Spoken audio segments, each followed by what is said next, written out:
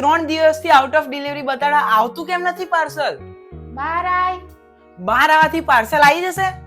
અરે બહાર આય તો ખરા. હા બોલ.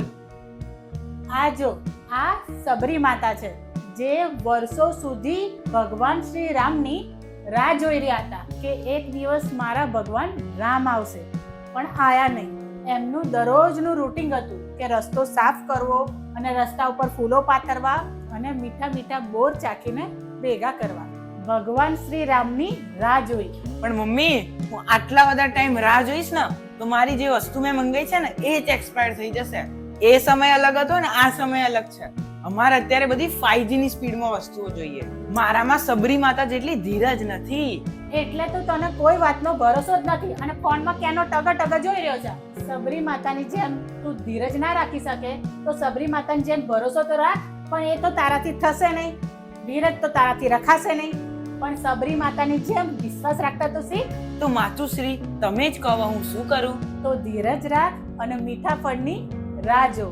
માતા સબરીએ છે ને વર્ષો સુધી ભગવાન શ્રી રામની રાહ જોઈ હતી, અને એટલે શ્રીરામ ભગવાન છે ને વર્ષો પછી સબરી માતાને ત્યાં મળવા આવ્યા. ખબર પડી, ધીરજનું ફળ મીઠું હોય છે.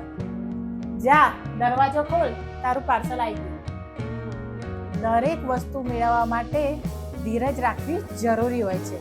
આપણે જોઈએ છીએ કે રામાયણમાં છે ને માતા સબરી છે ને વર્ષો સુધી ભગવાન શ્રી રામની રાહ જોતા હોય છે.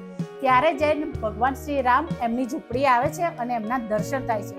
એવી જ રીતે અહલ્યા દેવી જે હોય છે, જે પથ્થર બની ગયો છે, એ પણ વર્ષો સુધી પથ્થરના રૂપમાં જ રહે છે અને પ્રભુ શ્રી રામ આવીને એમનો ઉદ્ધાર કરે છે. માટે રામાયણમાંથી અત્યારની જનરેશનને અને આપણા બાળકોને ઘણું બધું શીખવા જેવું છે કે ધીરજના ફળ મીઠા હોય છે. જય શ્રી રામ.